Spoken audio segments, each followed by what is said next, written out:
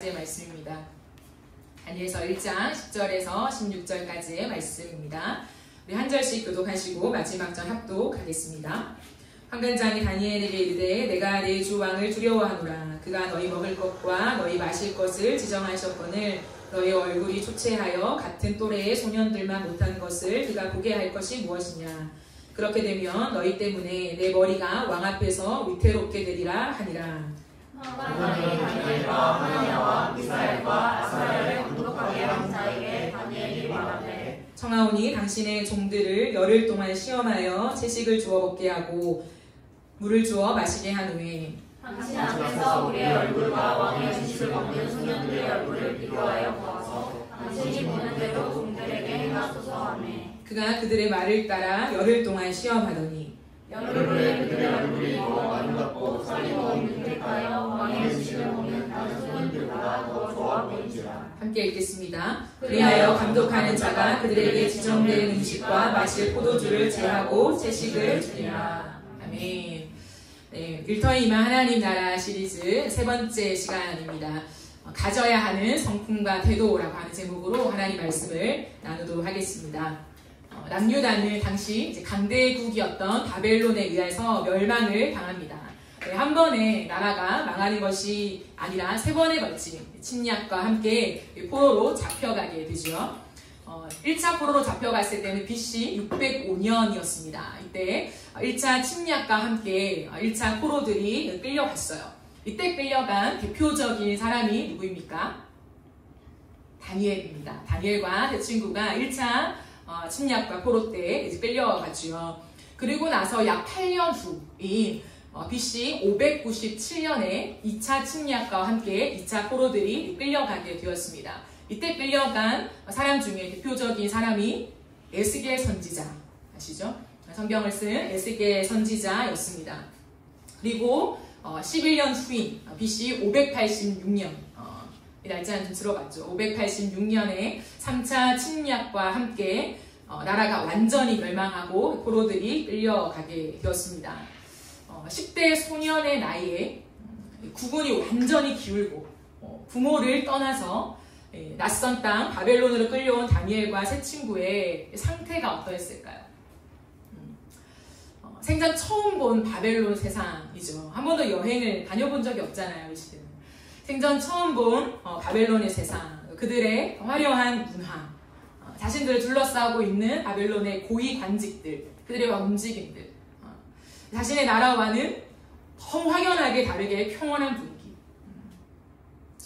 침략을 당하고 포로로 끌려온 그 나라의 사정과는 너무 대비되게 승리와 확신에 찬 우월감과 거만한 태도들, 그 속에서 상황 파악하느라 정신이 없었겠죠. 모든 것이 낯설고 막막하고 두렵고 극도로 예민한 상태가 아닐 수 없었을 것입니다. 그때 모든 사람은 저와 여러분도 마찬가지죠. 그런 상황에 내가 당면했다라고 하면 눈치를 보느라 정신이 없었을 거예요. 저 사람은 무슨 일을 하나? 누가 나를 부르나? 나에게 뭘 시킬 거지? 여러 가지 머리가 돌아가면서 눈치를 보고 내가 어떠한 자세를 취해야 될지를 빠르게 판단하기에 여념이 없었을 것입니다. 그런데 이런 불안한 처지에 놓인 그들에게 더할 나위 없는 특권과 특혜가 주어졌지요. 자신들을 인재로 인정하고 너희들이 인재다라고 인정하고 공부를 시켜주고 이후에 바벨론 공직에 오를 수 있는 미래까지 보장해 준다고 합니다. 그리고 왕의 식탁을 함께하며 왕이 주는 음식을 제공받게 되지요. 그런데 참 놀라운 것은 다니엘과 세 친구들은 그것에 결코 마음을 빼앗기지 않았다는 거예요. 혹하지 않았습니다. 눈치를 보면서 그 상황을 쫓아가느라 정신이 없는 것이 아니라 무엇을 가지고? 믿음을 가지고 그 상황을 어떻게 합니까? 분별합니다. 이 모든 혜택과 함께 무엇이 따라오는지 그리고 내가 무엇을 고백해야 하는지를 정확하게 파악하고 있었습니다. 여러분 생각해 보세요. 얼마나 두렵고 떨리는 마음이었겠습니까? 그죠?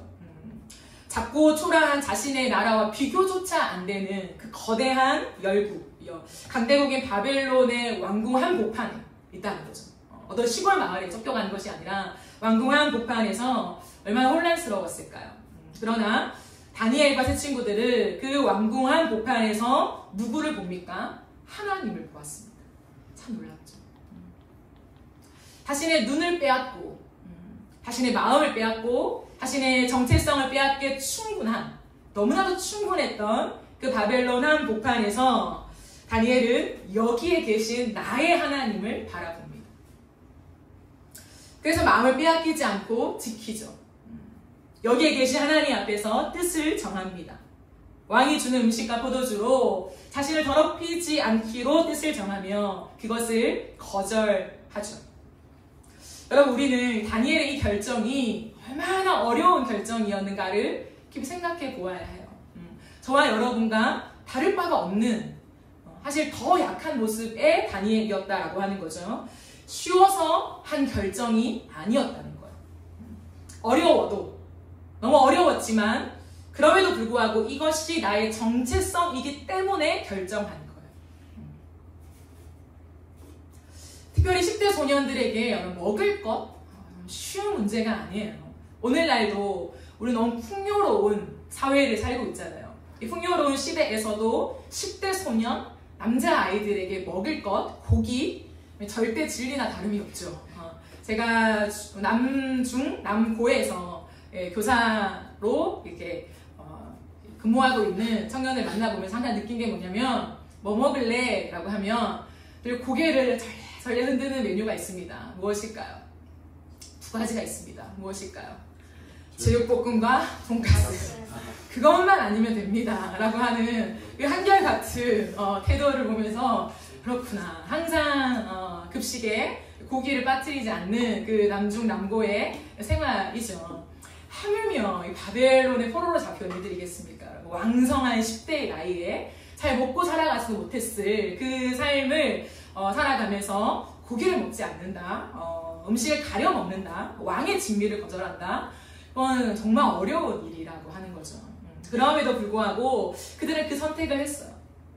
웬만한 사람들은 지금은 시기상조고 좀 잠잠해 있다가 이 왕실에서 어느 정도 배우고 익히고 좀 영향력을 얻은 다음에 어떠한 믿음의 도전이라도 해볼 법하다라고 생각했을지 모르겠습니다.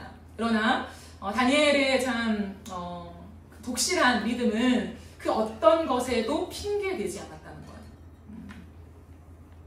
조금 있다가 영향력이 좀 생기면 그때 믿음의 어떤 도전과 나의 정체성을 드러냈을 때에 뭔가를 해볼 만하지 않을까. 충분히 그렇게 생각할 수 있잖아요. 하지만 그 어떤 것에도 핑계되지 않았다는 거예요. 하나님 앞에서 뜻을 정했습니다. 그런데 여러분, 오늘 한 가지 더 좀 생각해 볼 것이 있습니다. 많은 사람들은요, 하나님 앞에서 뜻을 정하잖아요. 내가 정체성을 가지고 뜻을 정했을 때 뜻을 정하는 것까지 굉장한 공을 들여요. 뜻을 정하는 것도 만만치 않은 문제잖아요. 그러니까 뜻을 정하기까지 시간을 굉장히 중요하게 여깁니다. 어떻게 이 상황에서 믿음의 정체성을 드러내면서 내가 설 것인가, 어떤 뜻을 정할 것인가, 그 뜻을 정하는 것에 상당한 힘을 싣습니다. 그래서 그 시간이 지나가면서 뜻을 정했어요. 그러면 뜻을 정함과 함께 끝났다고 생각해요. 그러니까 뜻을 정하는 것이 뭔가 고지인 거죠. 내가 여러 가지 씨름을 하고 상황들을 생각하면서 그럼에도 불구하고 내가 하나님을 선택하고 그럼에도 불구하고 내가 이 정체성을 지키기 위해서 어떤 뜻을 이제 딱 정했어요. 딱 마음을 먹었습니다. 확정했습니다. 네, 이게 끝인 줄 아는 거죠. 그래서 뜻을 정하면 이제 끝났다. 그 후에는 알아서 하시겠지. 이런 태도를 우리가 가질 때가 참 많아요. 그런데 뜻을 정한 다니엘의 태도는 어떻습니까? 뜻을 정하는 것 못지않게 뜻을 전달하는 태도에도 믿음을 담아내요. 그렇습니다, 여러분. 우리는 뜻을 정하는 것 너무 중요하죠. 그러나 뜻을 정하는 것 못지않게 뜻을 전달하는 태도에도 우리의 믿음을 담아내야 한다는 거죠.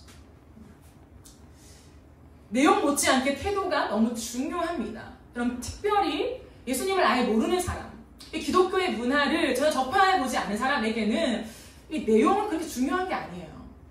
그러니까 너의 신앙, 너의 고백, 너의 종교라고 선을 긋는다는 거죠. 그러나 내용보다 더 중요한 건 뭐냐면 태도라는 거예요. 왜냐하면 태도는 뭐냐면 그 존재거든요. 내가 어떠한 종교를 가지고 내가 어떠한 신념을 가지고 무엇을 하고 싶은가 보다 더 중요한 건 뭐냐면 내가 아는 너, 내가 지금 대면하고 있는 이 사람, 이 존재라고 하는 거예요. 많은 사람들은 내용보다는 사람을 통해서 많은 것들을 결정합니다. 이것을 잊어버리면 안 돼요. 근데 많은 그리스도인들은 내용 자체에만 집중하죠. 이것을 어떻게 하면 내가 이렇게 이룰 수 있을까에 훨씬 더 많은 집중을 하기 때문에 사실 중요한 부분을 놓치는 경우가 많죠. 다니엘은 보시면 자신이 정한 뜻을 어떻게 합니까? 자기를 담당하는 환관장에게 통보하지 않아요.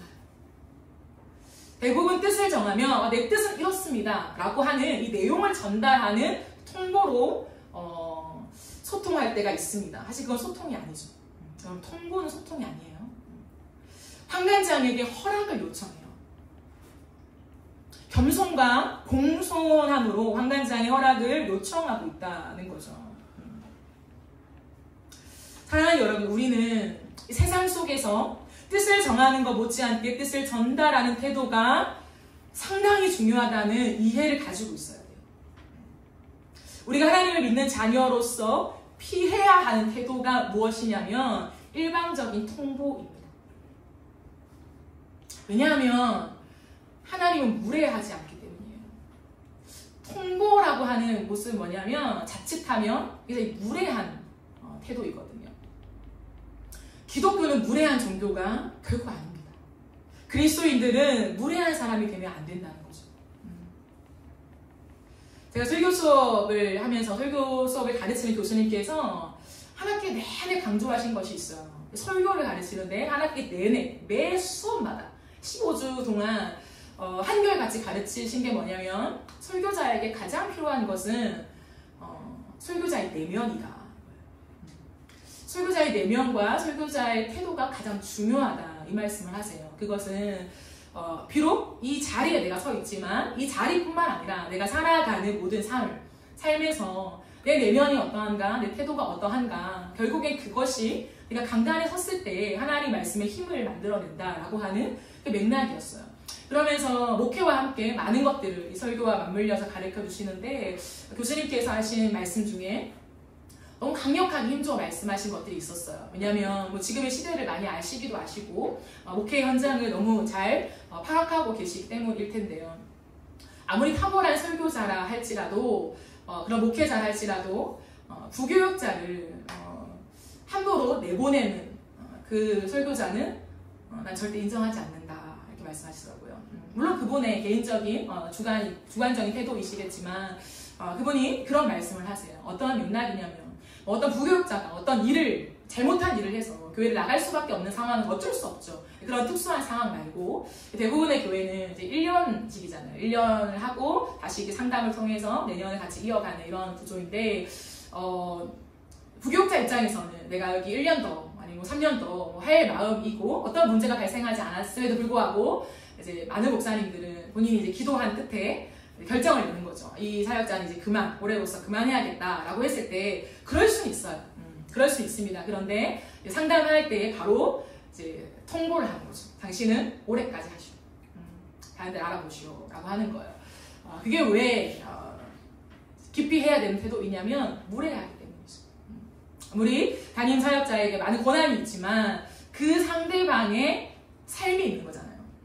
어쨌든 여기에서 이렇게 생활비와 많은 삶의 터전과 사역지에 많은 것들을 공유하고 있지만 그 사람이 길을 떠났을 때 갈 곳이 있어야 되고 생활비가 있어야 되고 사실 여러 가지 것들이 있는데 그것들을 고려하지 않는 채 어떠한 충분한 대화나 서로 오고 가는 소통 없이 일방적으로 여기까지입니다. 이게 교회 입장입니다 라고 하는 것은 이제 교수님 입장에서는 절대 그 사람은 절대 인정하지 않는다. 아무리 탁월하게 설교를 하고 사역을 해도 인정하지 않는다라고 하시더라고요.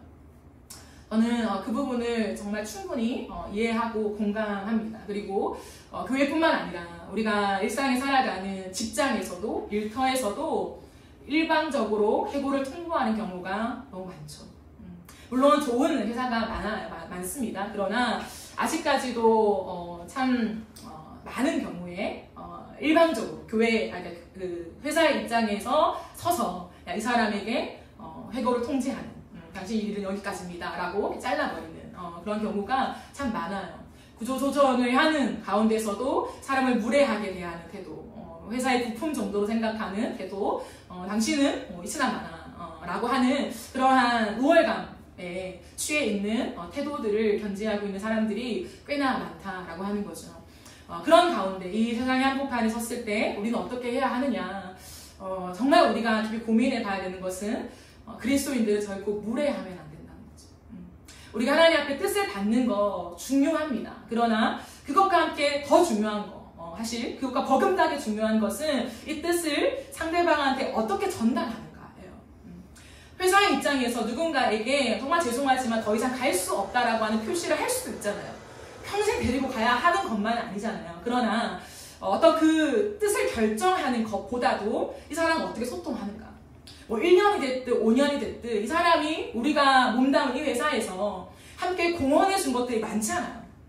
발달 사원이든 아니면 중책을 맡았든 어떤 자리에서도 이 사람이 없었으면 사실 이 회사가 이 정도로 유지될 수 없었다라고 하는 마인드가 있어야 한다는 거죠. 뭐 너는 말단 사원이니까 있으나 없으나 너 같은 사람은 100명, 1000명 줄 서 있어 라고 하는 태도는 옳지 않은 거죠.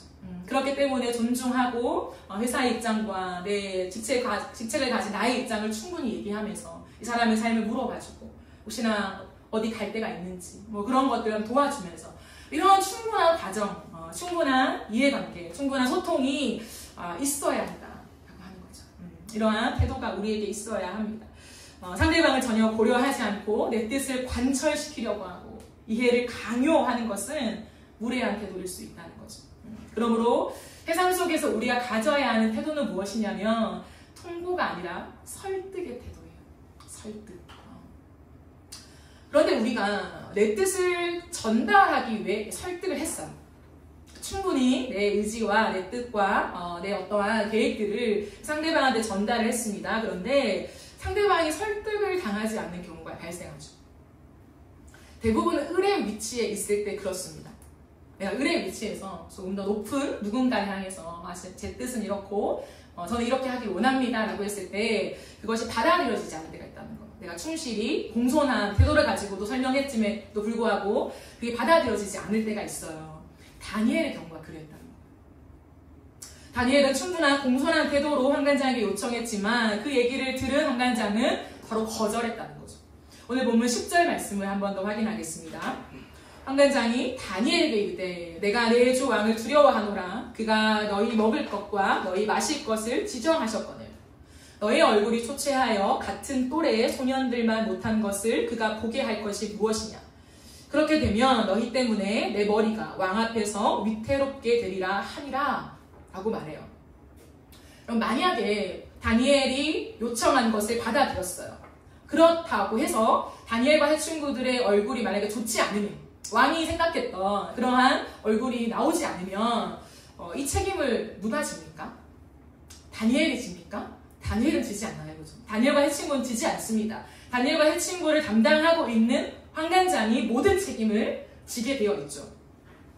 환관장은 꽤나 높은 직책입니다.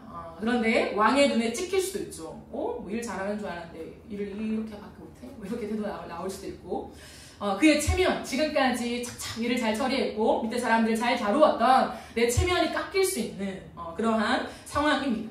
어쩌면 직책에도 위기가 닥쳐올지 몰라요. 지금처럼 젠틀한 어떤 그러한 구조가 아니라 이 당시에는 왕의 기분에 따라서도 사람을 죽일 수도 있는 그러한 환경이었거든요. 그렇기 때문에 직책뿐만 아니라 어떻게 될지 모르는 상황이라는 거예요. 눈밖에 나지 않는 게 제일 좋아요. 그렇기 때문에 환관장은 바로 거절합니다. 근데 이때 다니엘 어떻게 할까요? 이때 놀라운 것은 뜻을 정한 것에는 변함이 없다는 거예요. 여러분, 뜻을 정한 일에 한결같은 태도를 가지는 것 대단히 중요합니다. 그 하나님 앞에서의 나의 비단 믿음의 고백만은 아니에요. 하나님을 믿지 않는 사람들도 아니면 뭐 믿든 다른 동료들도 우리를 주목하는 게 뭐냐면 내 뜻을 설득하는 것 못지않게 그 뜻이 이 사람에게 얼마나 중요한지를 관찰한다는 거예요. 정말 많은 것들을 다해서 내 뜻이 이겁니다 전달했어요. 근데 리젝트 당했습니다. 이건 안 돼. 그러면 바로 꼬리를 내리고 아예 알겠습니다 라고 한다면 이 사람에게 과연 이 뜻은 얼마만큼 무기였을까? 그냥 말 한마디에 바꿀 수 있는 그 정도네? 위에 상사가 말 한마디가 안 돼 라고 하면 알겠습니다. 이렇게 할 만큼의 그 뜻이라면 여러분에게 존중을 줄 수 있겠습니까? 다니엘은 참 놀라운 것은 자신의 뜻을 굽히지 않았다는 거예요. 우리 웬만하면 공손함과 겸손이라고 하는 것은 내가 말했을 때 그 사람이 받아들이지 않는다면 예, 알겠습니다 라고 하는 것을 공손함이라고 생각할 때가 많아요. 그렇지 않습니다. 왜냐하면 많은 경우에 여러분 사람들은 지지와 설득을 얻는 일을 너무 가볍게 생각해요. 누군가의 지지와 설득을 받아내는 것을 너무 쉽게 생각한다는 거예요. 내가 설득했는데 이 사람이 거절했어요. 그러면 너무 쉽게 하나님 뜻이 아닌가 보다 라고 생각해요. 내가 준비했지만 분명 하나님 뜻이라고 내 나름의 결정을 내리고 여기 온 것인데 이 상황에 따라 이 사람과의 대화에 따라서 리젝트 당했다고 해서 아니었나 봐. 하나님 뜻이 아닌가 봐. 하나님 기뻐하시지 않나 봐. 열어주시지 않는가 봐. 라고 생각하면서 너무 쉽게 포기할 때가 많다는 거예요. 정말 많아요. 내가 이렇게까지 해서 다른 사람에게 피해를 주면서까지 그래 이건 아니지 라고 꼬리를 내릴 때가 많다는 거죠. 참 안타까운 것은 뭐냐면 그 내용, 우리가 뜻을 정한 그것을 이루느냐 이루지 않느냐보다 더 중요한 건 뭐냐면 그렇게 하는 내 태도라는 거죠. 내 태도. 그게 너무 아쉬운, 안타까운 거예요. 왜 하나님의 뜻을 정하는 일에 그토록 기도하고 씨름하고 많은 것들을 고려하면서 결정을 했는데 그것이 말 한마디에 어떠한 대화 한마디에 아닐 수도 있나 봐 라고 접을 수 있을까? 그런 우리의 태도를 우리는 좀 충분히 생각해 볼 필요가 있습니다. 여러분 우리가 꼭 기억해야 되는 게 뭐냐면 다른 사람의 지지와 설득을 얻는 일이 그렇게 쉬운 게 아니에요. 간단하지가 않습니다. 내가 열심히 기도하고 가면 내 설명과 함께 동의를 얻게 되고 허락이 바로 떨어지면 너무 좋겠죠. 문제가 뭐가 있겠습니까? 그러나 그렇지 않을 수 있다는 것을 반드시 기억해야 돼요. 그렇지 않을 수 있다. 세상이 그렇게 호락호락하지 않습니다. 더군다나 지금 저와 여러분이 살아가는 이 시대 한복판에서 참 안타까운 일이지만 기독교라고 하는 종교가 그렇게 매력적이지 않아요. 사람들에게 선한 영향력을 많이 끼치고 있음에도 불구하고 어떤 굵직굵직한 그 사건들 때문에 많은 사람들의 이미지 속에 그리스도인들, 교회가 그렇게 좋은 평가를 얻고 있지는 못하는 시대입니다. 그런 가운데 나에게 손해를 보는 일을 내가 허락해준다? 허락하기 쉽지 않다는 거예요. 내가 기도했으니까 하나님 착착착 열어주실 거야. 그렇지 않을 수 있음을 우리는 잘 생각해야 돼요. 쉽게 동의하지 않을 수 있다는 거예요. 특별히 우리가 바른 소리를 한다. 이 시대 가운데 진짜 인간됨, 종교를 떠나서라도 바른 인간됨, 바른 사람을 대우하는 거 이건 도덕적으로도 맞지 않지 않냐 라고 하는 바른 소리를 한다고 해서 사람들이 그걸 동의해 줄까요? 그렇지 않은 경우도 있다는 거예요. 오히려 괘씸하게 보는 경우가 있어요. 너만 깨끗하니? 이 시대에 너만 잘났어? 너만 청빈하니? 라고 하면서 괘씸해하며 못마땅하게 여기는 경우도 참 많아요. 다니엘의 태도를 한번 주목해 보시겠습니까, 여러분? 다니엘은 환관장이 거절하자 어떻게 하나요? 거절한 환관장의 입장을 이해해요. 그러나 포기하지 않습니다. 포기할 수 없는 문제이기 때문이에요.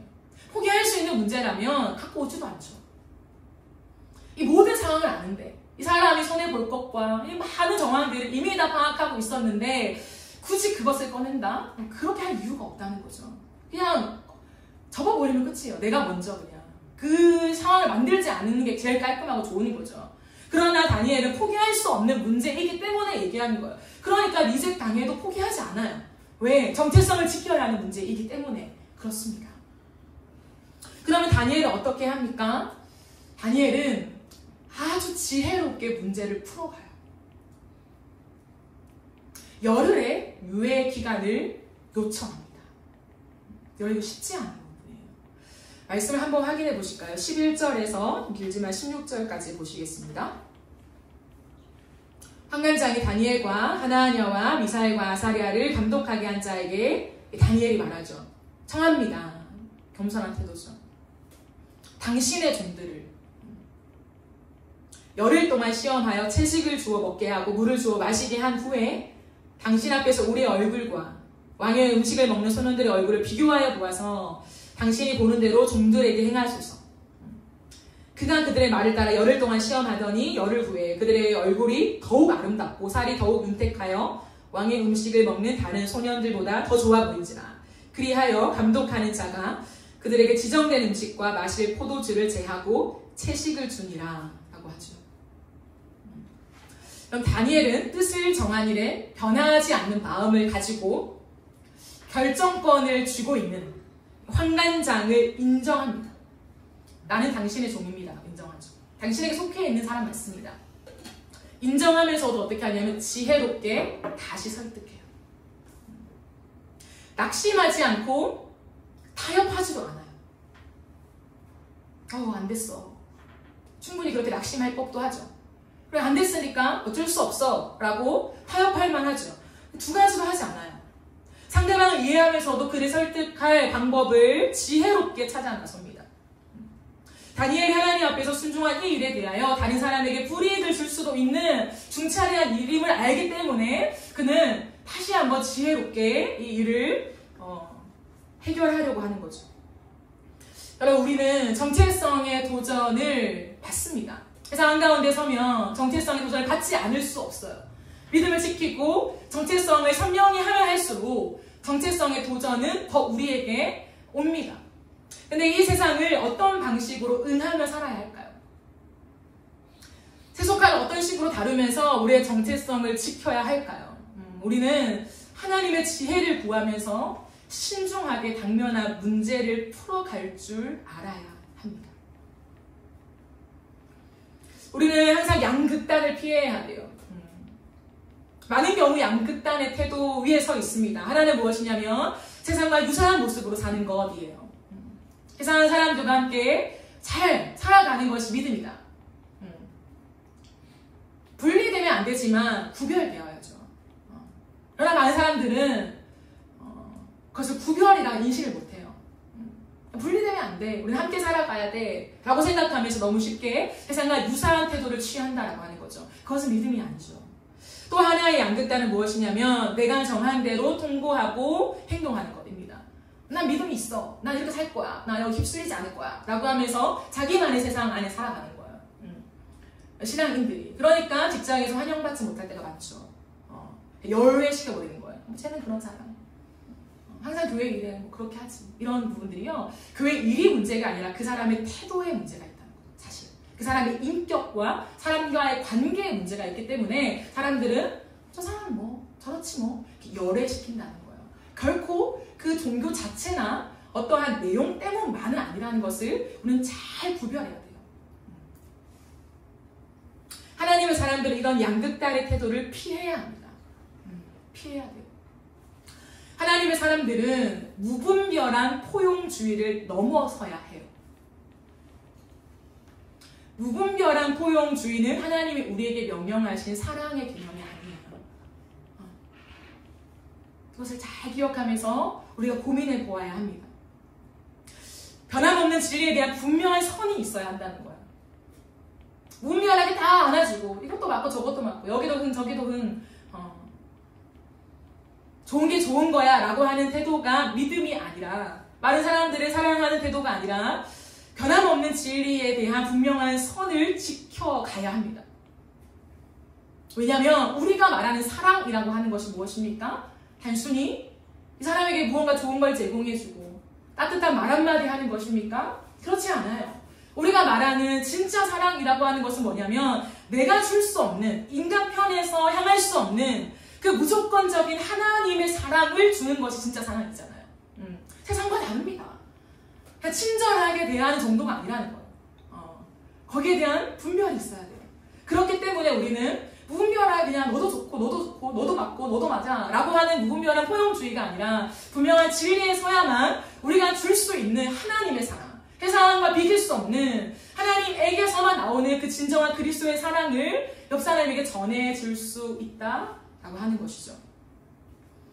그 분명한 선이 필요한데 그 분명한 선과 함께 우리는 항상 온유한 태도를, 온유한 성품을 견지해야 한다는 거예요. 온유함이 무엇입니까, 여러분? 온유함. 제가 한번 설명드린 적이 있죠. 온유함. 온유함은 사람을 받아내는 거예요. 그 사람이 가진 많은 가치, 신념, 그들이 여긴 어떤 삶의 방식, 그것만 다 받아도 그것도 오라 괜찮아 이것이 아니라 그 사람을 받아내는 거예요. 하나님 말씀에 유배되는, 우리는 같이 그 결을 맞출 수 없는, 같은 방향으로 갈 수 없는 죄의 목록들이 있을 수 있습니다. 삶의 어떠한 방식과 양식이 있을 수 있어요. 그렇다고 해서 그 사람에게 선을 긋고 너는 나와 절대 함께 할 수 없는 사람이라고 선을 긋는 것이 아니라 그 사람을 받아내야죠. 근데 말은 쉽죠. 생각보다 그렇게 행동하기가 참 어려워요. 왜? 선입견이 있으니까. 그리고 두려우니까. 사실. 근데 우리는 분명한 선을 가지고 있으면요, 어느 순간 그것을 분별하게 되어 있어요. 왜냐하면 기본적인 우리의 바탕에 사람을 사랑함이 들어오기 때문에. 하나님의 사랑은 우리의 사랑과 다르잖아요. 그렇기 때문에 어떠한 행위 때문에, 어떠한 삶의 양식 때문에, 그 사람이 가지고 있는, 처해 있는 상황 때문에 그 사람을 받아들일까 말까를 구분짓는 것을 넘어서, 이제는 그 경계를 넘어서 모든 사람, 모든 주인을 포용하는, 그 안에 내가 포함되어 있었고 그 은혜 안에 내가 들어간 거잖아요. 그 사랑을 우리 받을 거잖아요. 그렇기 때문에 모든 사람을 받아낼 수 있는 온유함을 가질 수 있다는 거죠. 이것을 기도하면서 계속 이 성품을 우리가 가질 수 있기를 하나님 앞에 요청해 가며 훈련해 가야 돼요. 훈련해 가야 돼요. 그러면서 바른 기준 안에 우리는 쉽게 물러서지 않고 하나님의 지혜를 구하면서 신중하게 그 문제들을 해결해 나가는 것이 필요합니다. 여러분, 일터에서 보이는 나의 성품과 태도는 너무 중요해요. 어쩌면 교회에서나 가정에서의 시간보다 훨씬 더 많은 시간과 내 에너지, 열정을 쏟는 것이 어디입니까? 일터예요. 내가 인정하든 인정하지 않든 가장 많은 영향을 받고 영향을 주는 곳, 일터라는 거죠. 왜일까요? 사람을 자극할 수 있는, 내가 자극을 받을 수 있는 너무 많은 요소가 일터와 함께 걸려 있어요. 웬만한 사람들에게 있어서 이렇게 자극이 되는 것들 있잖아요. 그중 대표적인 것이 저는 자존심이라고 생각하거든요. 일터에서 자존심 싸움이 얼마나 셉니까? 자존심 상하는 일들이 너무 많아요. 자존심을 긁는 사람들도 많고, 그렇기 때문에 그 자존심에 내가 걸리지 않기 위해, 긁히지 않기 위하여서 얼마나 내가 철두철미하게 내 일을 해내고 준비하고 그렇게 선보이는 우리의 모습이 많습니까? 굉장히 에너지가 들거든요. 많은 생각을 하면서 에너지를 들고 쏟으면서까지도 그 자존심을 지켜내려고 해요. 그러면서 따라오는 게 뭡니까? 사람들의 인정과 성과이죠.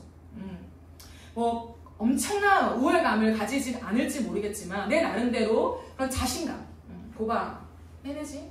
특별히 일터에서 나를 좀 무시하는 사람이 있다면 보란듯이 내가 잘 해내서 보봐, 나도 할 수 있어 라고 하는 것들을 보여주고 싶은 그 한 복판이 어디냐면 일터라는 거예요. 일터는 너무 중요해요, 여러분. 그렇기 때문에 일터에서 내 하나님을 상실하고 그 일의 시간이 끝난 다음에 이렇게 교회에 모이는 이 시간, 아니면 내가 아침 시간 30분, 길게 한 시간, 저녁 시간, 짧게 내가 경건 훈련을 가져가는 그 시간에만 하나님을 만난다? 진짜 중요한 걸 놓치는 거예요. 내 인생을 형성해가는, 내 삶을 지탱하고 내 모든 것들을, 나라는 존재를 쏟아내는 곳은 사실 교회보다도 일터입니다. 더 심하게 말하면 가정보다도 누군가는 일터가 되는 사람도 있어요. 가정이 나에게는 최고 좋은 정말 가장 중요한 기관이긴 하지만 어쩌면 나라는 모습을 가장 많이 다양하게 다채롭게 보여줄 수 있는 그 현장은 가정보다는 직장이 될 때가 많다는 거죠. 그 직장에서 내 직급을 가지고 내가 더 마음대로 내 역량을 발휘할 수 있는 어떠한 환경을 확보하면요 훨씬 더 사람들은 일터가 힘들지만 일터를 좋아하게 돼요. 왜? 가정에서 교회에서 받지 못한 인정과 성과와 칭찬과 내가 원하는 그 모든 영향력을 발휘할 수 있는 최적의 환경이 일터이기 때문이죠. 그러므로 기억해야 되는 게 뭐냐면 그 일터에서 나의 하나님이 계신가? 내가 그렇게 시간과 에너지를 쏟는 부인할 수 없잖아요. 일을 하면 그렇게 많이 쏟는 그 현장에 그 한복판에 그 모든 과정에 나의 하나님이 함께 하시는가요? 하나님 함께하고 계시잖아요. 하나님은 어디 가시지 않잖아요. 우리와 함께 하시잖아요. 근데 우리는 하나님 마치 안 계신 것처럼 하나님 마치 그 시간에는 오프인 것처럼 하나님 좀 쉬세요. 제가 좀 일하고 만나드릴게요.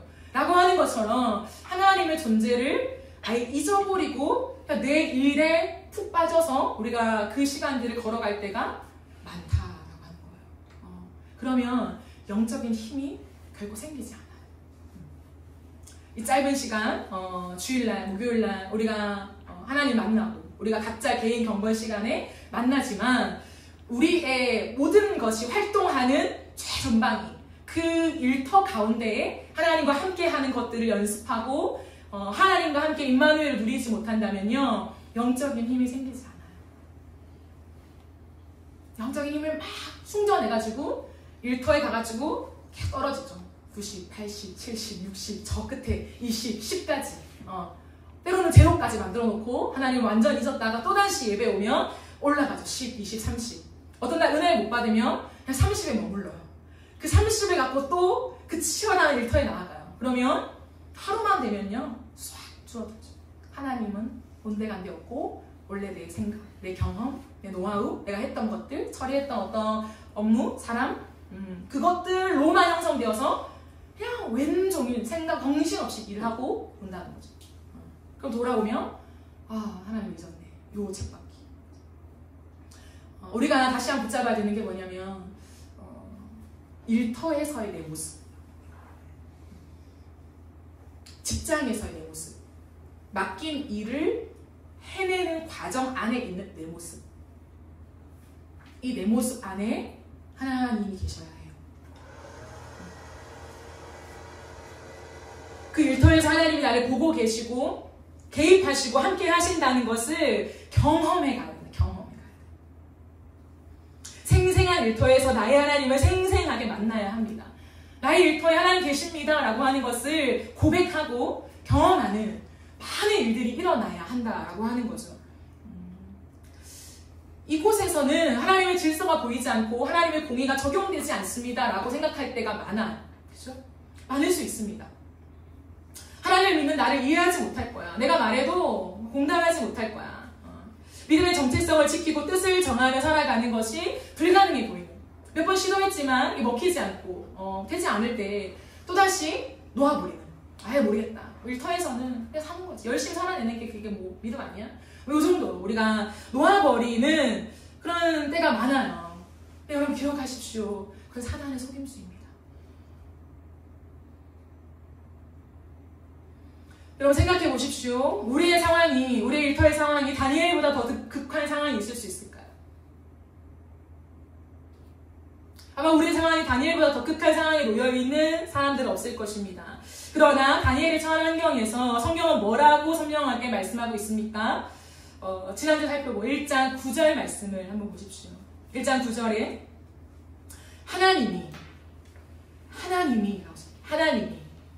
하나님이 다니엘로 하여금 환관장에게 은혜와 긍휼을 얻게 하신지라. 세 번역 성경에 보면 하나님이 다니엘 환관장에게 호의와 동정을 받도록 해주셨다. 이 지혜가 누구에게서 나오는 거라고 합니까? 10대 소년인 이 다니엘이 머리를 잘 굴려서 나온 지혜가 아니라 하나님의 지혜라고 말씀하신다는 거예요. 하나님이 그에게 순간적으로 넣어주신, 깨닫게 해주신 지혜라고 말씀합니다. 다 설명이 안 돼요. 그러나 하나님이 살아계시기 때문에 하나님과 우리의 관계 속에서 그 일들이 발생한다는 거예요. 야, 너 어떻게 이렇게 순발력 있게 갑자기 이런 지혜로운 생각을 해냈어? 몰라요. 근데 갑자기 생각이 났어, 그냥. 그래, 해봤는데 됐어. 이런 일들이 많이 일어나요. 믿음의 사람들 안에서는. 사람의 마음을 누가 움직이냐는 거예요. 누가 홍단장의 마음을 움직였습니까? 성경은 말합니다. 하나님이 홍단장의 마음을 감동하셨다라고 분명하게 우리에게 말씀하고 있다는 거예요. 여러분, 사람의 마음을 움직이는 것은 내가 아니에요. 그보다 더 본질적으로 하나님이 그 사람의 마음을 움직이셔서 나의 설득과 나의 지혜로운 어떤 방법 안에서 그 사람의 마음이 돌이키게 되고 나를 인정해주게 되고 믿어주게 되고 그래 한번 그렇게 해봐 라고 기회를 제공해주게 되는 일들이 발생하게 된다는 거예요. 어디에서? 일터에서. 그게 믿음의 사람들이 살아내는 삶의 현장이라는 것입니다. 여러분, 한간장이 왜 이런 모험을 합니까? 말이 안 되는 일이죠. 굳이? 왜? 뭐가 좋다고? 굳이 포로들의 제안을 들어줄 이유가 있습니까? 없다는 거예요.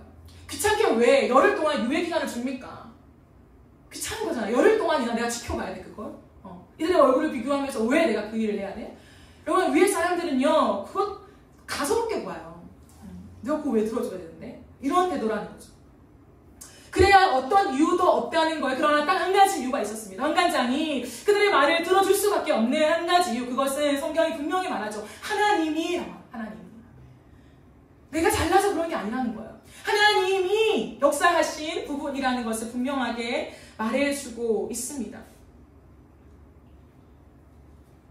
다니엘이 바벨론의 한복판에서 다시 하나님께만 충성하겠습니다 라고 하는 정체성을 지키려고 뜻을 정하고 공손하게 설득했는데 그곳에 하나님이 함께 하셨다는 거죠. 그 일에 누가 개입하고 계십니까? 하나님의 손이 함께 개입하고 계시다는 것을 우리에게 보여주고 있습니다. 하나님이 한간장의 마음을 돌이키시고 다니엘을 향한 마음을 넣어주셨어요. 어린 나이 이곳까지 와서도 좀 생각해보세요. 자신이 믿는 하나님을 향한 그 신의를 저버리지 않기 위하여 고기를 거절하고 왕의 진미를 거절하고 자신에게 당면할 그 어떤 미래 다 보이잖아요. 뻔히. 그걸 다 거절해? 뭐야? 얘는. 이 녀석들은 뭐야 도대체? 그럼 그 생각 들지 않겠어요? 누군가 들 수 있는 거라는 거예요. 하나님이 그 생각을 작용케 하신 거죠. 그래서 그 아이들의 마음을 헤아리게 하신 거예요. 도대체 얘들은 누구길래? 도대체 남유다의 하나님이 누구길래 이들은 이러한 태도를 보이나? 라는 거죠. 여러분, 저는 이 말씀을 곰곰이 묵상하면서 정말 깊이 묵상하면서 한간장이 다니엘과 세 친구들에게서 본 것이 있다고 생각해요. 한간장 입장에서 무엇을 봤을까요? 이 모든 바벨론의 직책을 가진 한 권위 있는 이 사람이 조그마한 10대의 아이들, 이 소년들의 자기에게 이렇게 답답하게 얘기하는 뜻을 정하고 설득하며 조곤조곤 하나하나씩 겸손하고 공손한 태도로 얘기하는 이들의 눈망울에서 무엇을 봤을까요? 소망을 봤다고 저는 생각해요. 소망. 여러분, 이들은요 소망이 없는 자들 아닙니까?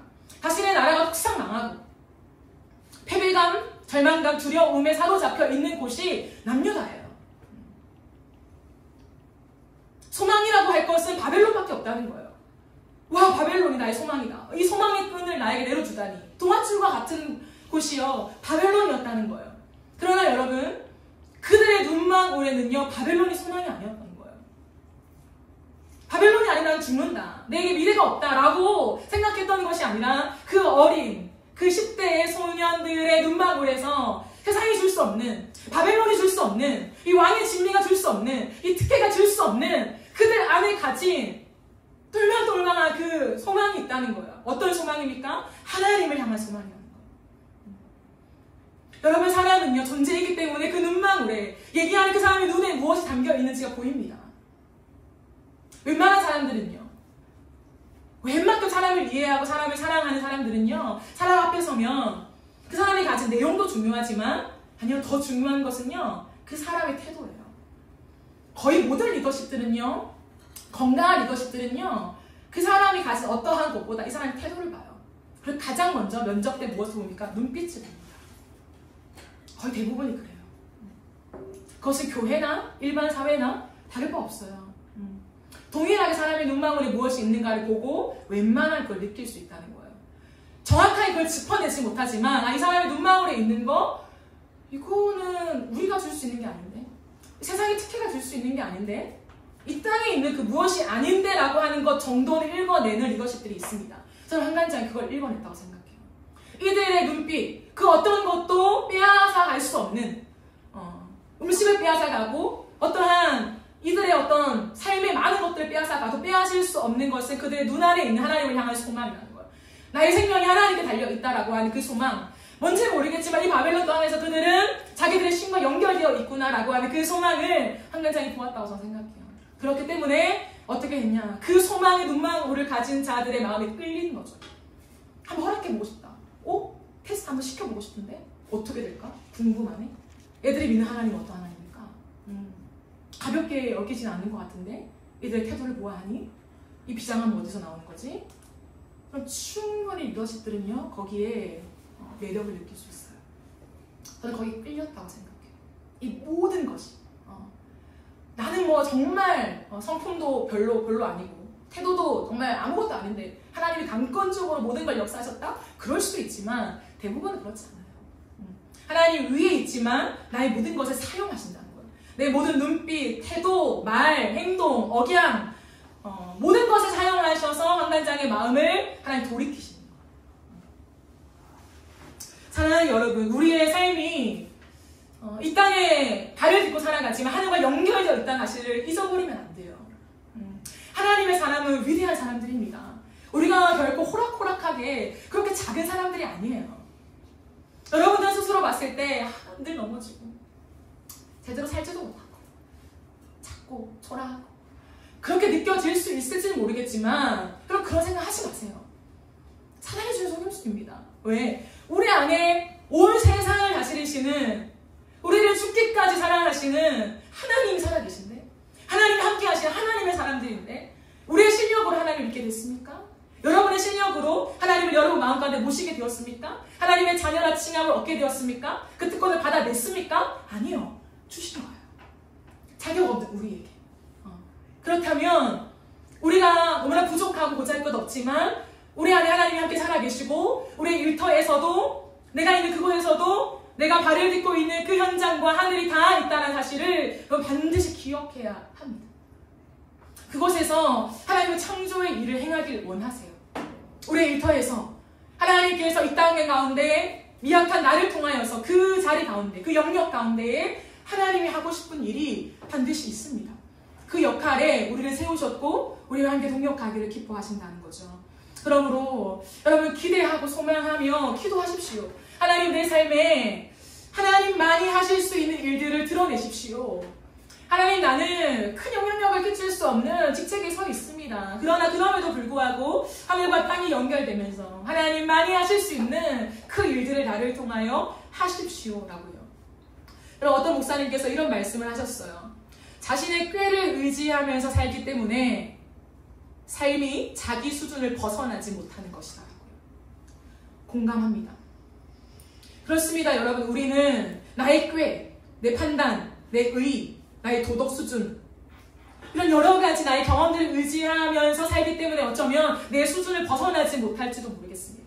하나님의 창조의 능력이 우리의 삶에 담아지지 않고 내 일터에 담아지지 않는지도 모르겠습니다. 너무 쉽게 포기해버리고, 너무 쉽게 낙심해버리고, 너무 쉽게 물러나버리는 우리의 빠른 판단 때문에 어쩌면 창조의 일이 우리의 일상과 일터 가운데 담겨지지 않는지도 모르겠습니다.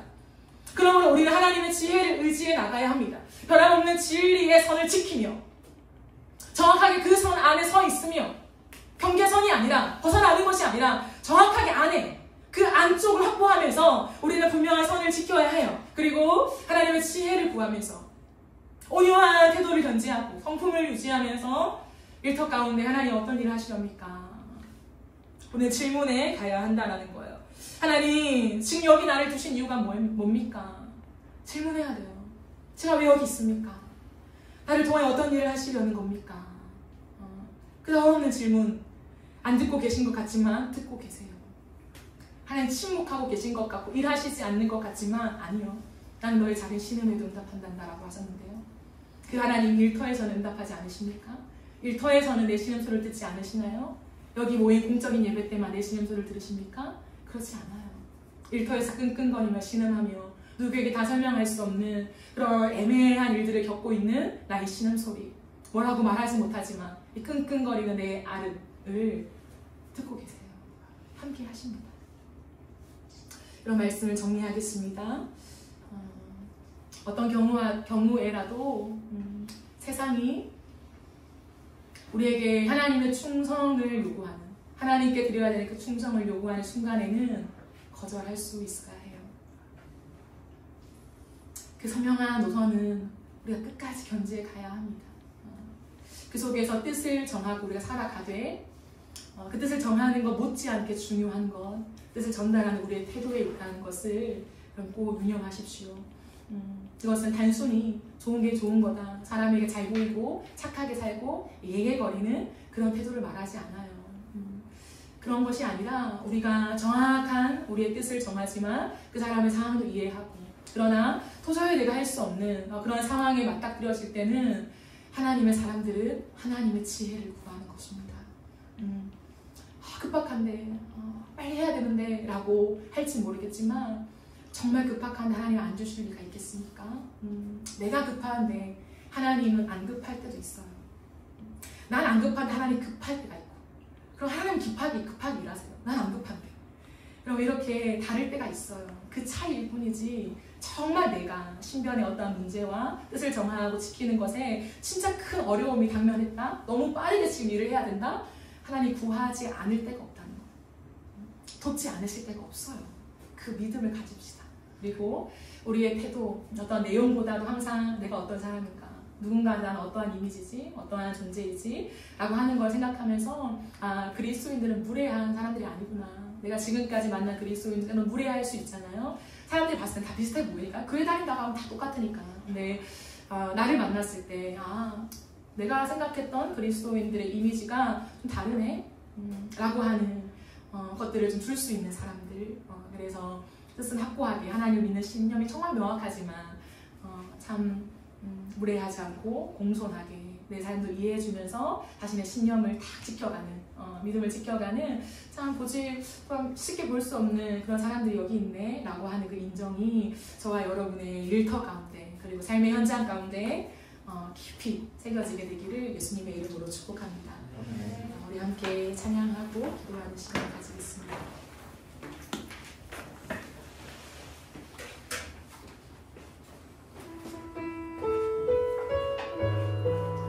여러분들이 잘 모르는 찬양일 수도 있을 것 같습니다. 무리를 걷는 자라고 하는 찬양인데요, 이 찬양을 가사와 함께 보면서 우리가 찬양했으면 좋겠습니다.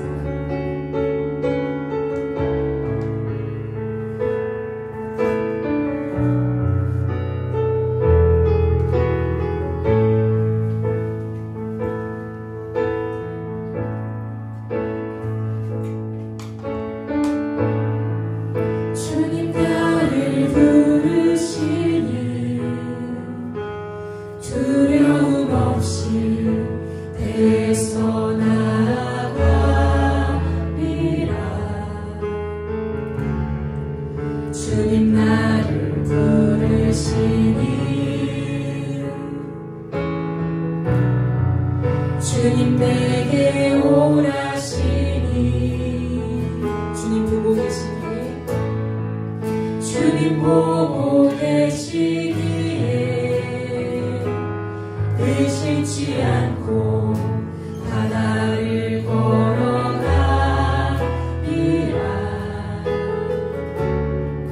주님 보고 계시기에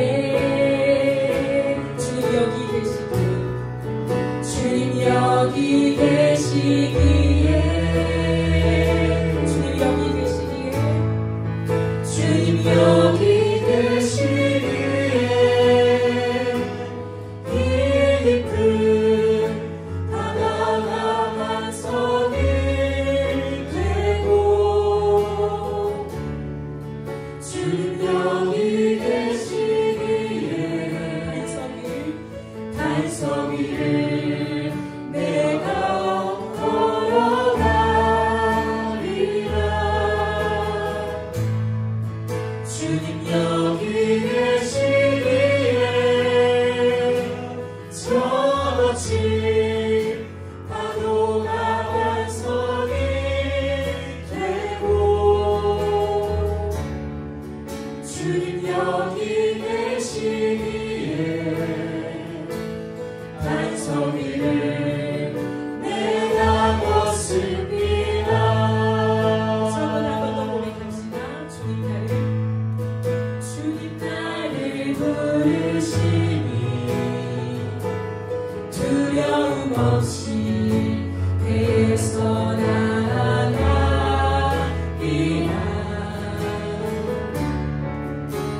주님 나를 부르시니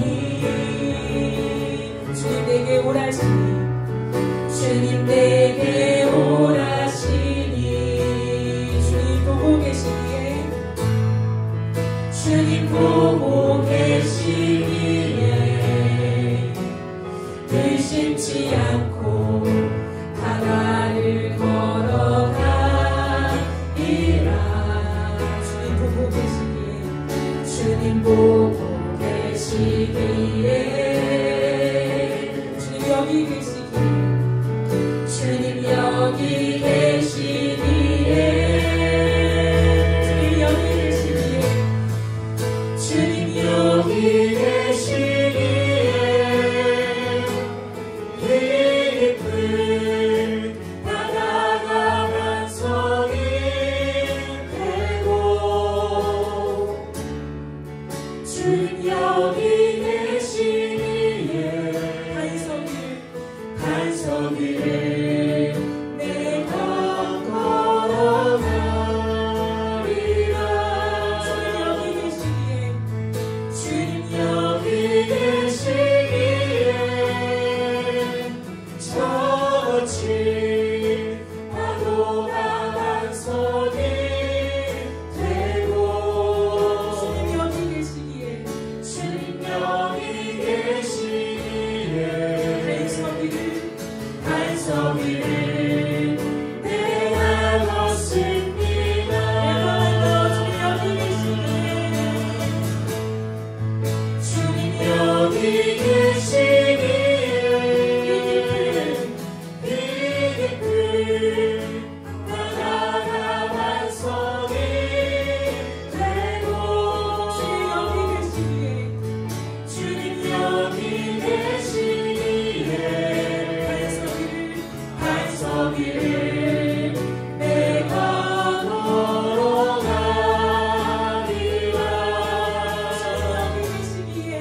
주님 여기 계시기에 저거친 파도가 반석이 되고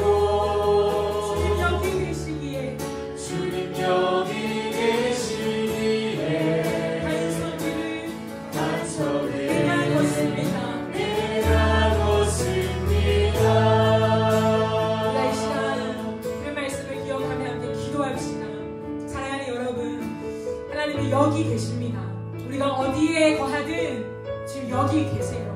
내가 교회에 있든 가정에 있든 내 일터에 있든 하나님 거기에 계십니다. 우리가 이 시간 기도할 때에 하나님이 여기에 계십니다라고 한 고백을 내가 잊지 않게 하여 주시옵소서. 그건 단순한 나의 믿음의 정도를 넘어서서 진리예요, 진리. 하나님 그곳에 계십니다. 하나님 그곳에서 내 수준만큼만 살아가는 것이 아니라 때로는 하나님 여기 계시기 때문에 우리를 걷는 역사가 일어납니다. 하나님 성경에 많은 기적과 같은 역사가 우리의 삶에도 일어나요. 안 될 것 같지만 불가능해 보이지만 하나님의 뜻을 정하고 하나님의 지혜를 구하며 나아갈 때에 사람의 마음을 움직이시는 분이 누구십니까? 사람이 아니라 하나님이신 줄 믿습니다. 그가 모든 것을 주관하고 계시니까 하나님 기업과 사람과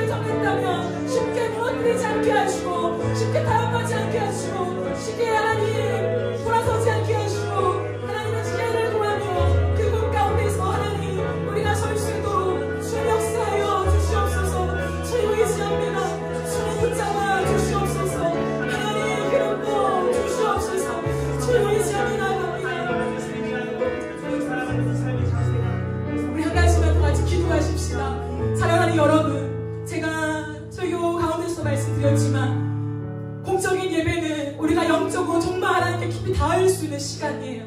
집중하여서 하나님께만 몰입하며 특별히 공예배 가운데 하나님 임재하시고 말씀하시며 우리의 마음을 돌이키시는 하나님의 위로가 있는 많은 시간들이 이 예배 현장입니다.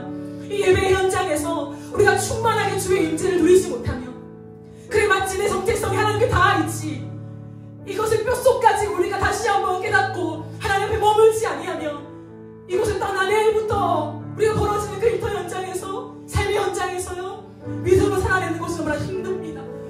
하나님, 우리가 이 시간 끝없는 그 쳇바퀴가 아니라 정말 하나님 앞에서 일상에서 내 일터에서 믿음으로 살아가고 싶은데 하나님 나를 도와주시옵소서. 우리가 이 공예배 드리는 이 시간에 그런 목숨을 걸어야 돼요. 생명을 걸어야 합니다. 정말 앞에 은혜 받기를 원하는 하나님 나를 도와주세요, 불쌍히 여겨주세요 라고 하는 간절함의 예배가 우리의 예배가 되어야 합니다. 하나님 나를 불쌍히 여겨주옵소서. 내 정체성을 확고히 하게 하여 주시옵소서. 하나님의 사랑이 필요합니다. 주님, 나에게 주의 은혜가 필요합니다. 하나님, 나에게 주의 은혜를 부어주시고 내 눈을 열어주셔서 살아계신 주님을 보게 하여 주옵소서. 나의 하나님, 나의 하나님, 나의 하나님, 나의 하나님, 나에게 충만하게 임재하여 주시옵소서. 우리 주의 한번 크게 외치며 기도하며 나갑시다. 주여,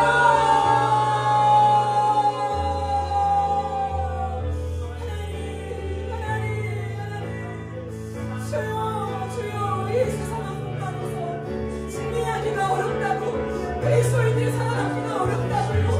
수많은 정당들이 실패감에 사로잡혀서 우리는 못 산다고, 그렇게 해낼 수 없다고, 수많은 청년들이 배대의 의식에 사로잡혀서 일터에서 나의 하나님을 놓치고 살아가는 것이 너무나 당연한 것처럼, 하나님 너도 그렇고 나도 그렇고 너무나 당연하게 그렇게 살아가는 것처럼 삶의 현장에서 원하시고 금도 하나님을 놓치고 살아가는 것이 너무 당연한 것처럼 하나님 십평안의 이 시대 한복판에서 하나님 그렇지 않음을 호소합니다. 하나님 그렇지 않음을 호소합니다. 내 하나님 살아계시며 내 하나님은 여기에나 하나님 우리의 일터에 함께 하시며 나의 하나님 되시는 것을 하나님 호소하며 나갑니다. 주여, 나의 하나님, 나의 하나님, 우리가 예배 가운데 하나님의 임재를 온전히 누리지 못한다면, 우리가 하나님을 향하여 우리 안에 있는 것들을 쏟아내지 못한다면 내일부터 나의 그 하나님 그 일터에서 우리가 어떻게 믿음의 정체성을 가지고 이상한 공간에서 아버지 믿음으로 전진할 수 있겠습니까? 주여, 우리를 불쌍히 여겨주옵소서. 주여, 우리를 불쌍히 여겨주옵소서. 주여, 우리를 불쌍히 여겨주옵소서. 하나님의 은혜가 필요한 자들입니다. 하나님의 은혜가 필요한 자들입니다. 아버지, 우리를 도와주세요. 우리 눈을 하나님을 보게 하시고 우리를 사랑하시는 분을 알아보시고 우리를 사랑하시는 주님까지 사랑하시는 수많은 죄악을 모아서 오늘도 우리가 주님 앞에 나올 때 우리의 존재를 기뻐하시는 하나님, 내 하나님 앞에서 우리의 삶을 정리하며 아버지의 하나님의 은혜를 주시옵소서. 다시 한번 조정하여 내 상하고 피하여서 주님을 드러내는 내 안의 영광을 높여 살아갈 수 있도록 주여 인도하여 주옵소서. 승리할 수 있습니다. 하나님, 우리는 승리합니다. 그리스도인들은 승리할 수밖에 없는 자들입니다. 그게 우리의 정체성입니다. 주님의 특이한 어떤 정체성으로 거대한 세상을 두려워하는 자들이 아니라 하나님을 가진 자들로서 이 땅이 하나님의 땅인데 하나님, 우리가 더 이상 두려워하지 않게 하시고 믿음의 전쟁을 싸우며 세상 가운데 예수 그리스도의 한명의 복음을 전하는 자로 성령하여 주시옵소서. 하나님 아버지, 우리의 막주를 주고 계신 분이 하나님이십니다. 우리의 삶의 모든 것을 주고 계신 분이 사람이 아니라 하나님이세요. 하나님, 그 믿음의 고백을 놓지 않으며 살아가게 하여 주옵소서. 예배의 의식에서 우리를 건져내어 주옵소서. 수많은 청년들의 모습 속 예수의 생명력과 예수의 능력이 살아나게 하시고 창조의 능하시는 여호와 하나님의 역사가 우리의 삶의 현장과 일터에 비춰지게 하여 주시옵소서. 주여, 도와주옵소서. 주여, 함께하여 주옵소서. 하나님,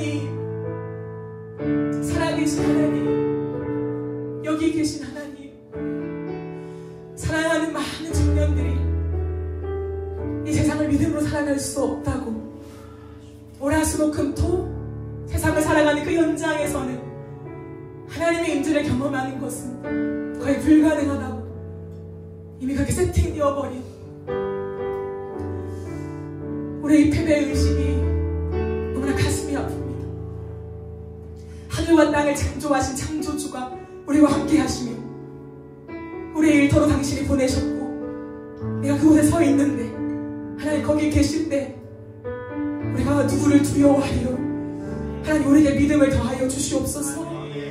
우리의 모든 연약함과 우리의 실패를 이미 아시는 주님, 그럼에도 불구하고 목숨을 다 바쳐 건진 우리의 존재를 사랑하시며 우리를 믿어주시되 끝까지 믿어주신 하나님, 그 주님을 기억하며 내가 어디에 거할지라도 하나님이 함께 하심을 기억하겠습니다. 주님, 우리에게 은혜를 더하여 주시옵소서.